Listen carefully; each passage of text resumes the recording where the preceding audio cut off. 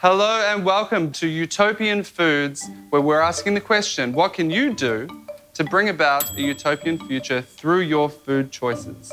Today we're talking about insects, bugs, creepy crawlies, weird little guys. We in Australia don't really eat many bugs as part of our diet, but all around the world, these things are eaten and loved for what they do. Why bugs? Bugs are really good for a couple of reasons. One, the input-output of bug production is really good. You can feed them a lot of things that would otherwise go to waste, such as food waste, and then turn it into this usable, delicious protein. They're super nutritious, so very good for you, and they can also be produced in lots of small and different places. So you don't necessarily need a large area of land to produce insects, and you can save those rural areas for other types of agriculture and conservation, for example. Today we're going to be making a bug dukkha. Very similar to your normal dukkha, we've got our seeds, our nuts, our spices, a few bits and bobs. We've got 3 different types of insects that we're working with today. Number 1, we have crickets. Roasted, crunchy, a little bit salty, they're very nice.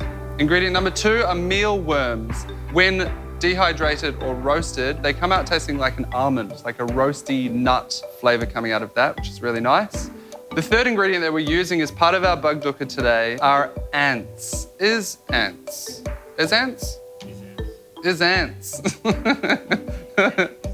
Ants have this wonderful, unique flavor. They have this formic acid that they use to communicate with each other. And it has this sort of natural acidity, this kind of astringency. It's almost sour, a little bit citrus. And then underneath that, I always get this kind of Vegemite thing going on with it. So it's a great addition to our bug dukkha today.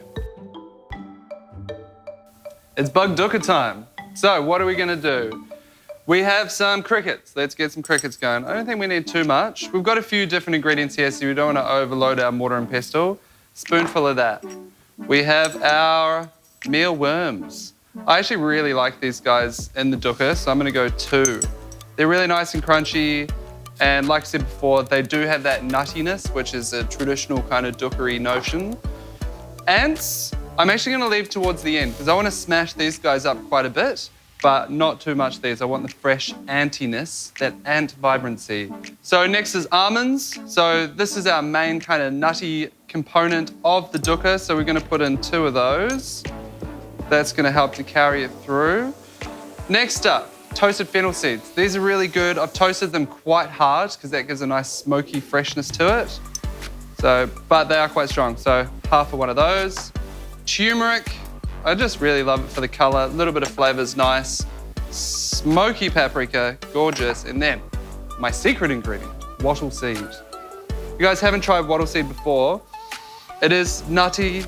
It is kind of cocoa-y, coffee, get a bit of hazelnuts off that. So I think it's gonna tie in really nicely with the bug nuttiness and the nut nuttiness with the wattle seed. So I'm just gonna put in a whole one of those. Live dangerously. All right, so I'm gonna give this a good mash up. I don't like my dukkhas to be too ground up. Last but not least, we have the ants.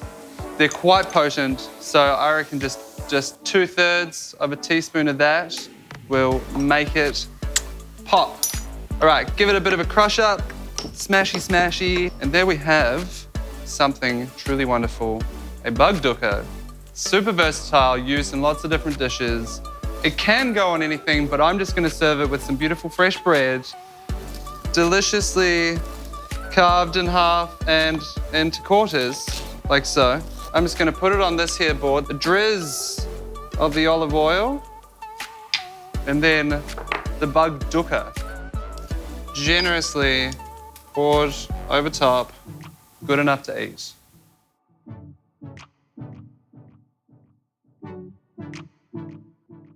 Insects, a great way that we can all get a little bit closer to the utopian future that we're talking about.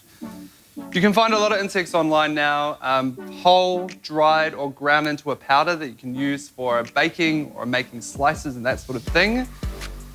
I do recommend eating it as a dukkha. It can go on pretty much anything. Get yourself some mealworms because they are delicious. Trust me, you won't regret it. Are you picking up what we're putting down? Hit subscribe to get new episodes.